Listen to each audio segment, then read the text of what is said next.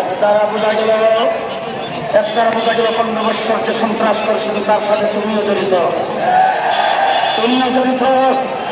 যদি তুমি জড়িত না হয়ে থাকো, তুমি যদি বাংলার মানুষের তৈরি হয়ে থাকো, এই দেশের বন্ধুরাষ্ট্র হয়ে থাকো, তাইলে পরিষ্কার ভাষায় বলবো শেখ হাসিনাকে ভারত থেকে বের করে দাও, শেখ হাসিনাকে ভারত থেকে প্রত্যাহার করো। তাকে স্থান দেওয়া যাবে না।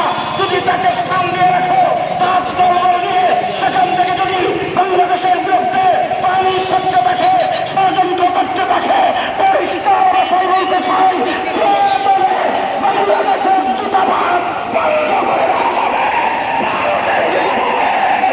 দেওয়া হবে।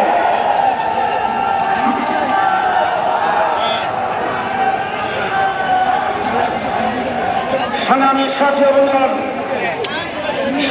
সাথী বন্ধুগণ, আরেকটি কথা বলতে চাই। বাংলাদেশে অনেক সংগঠন ব্যান করা হয়েছে। জেলখানায় ছিলাম 2 বছর। জেলখানার ভিতরে একদিন আমাকে কুটি চালান করবে একজন মানুষকে আমার সাথে গাড়ি উঠে, উনি আমার পাশে এসে বলতেছে, হুজুর আপনি জেলখানায় আসছেন শুনে খুবই দুঃখ লাগছে, আজকে আপনাকে পাইছি, আমার কিছু ইতিহাস আপনার কাছে বর্ণনা করবো। কাশিমপুর কারাগার থেকে নিয়ে তিনি ঢাকা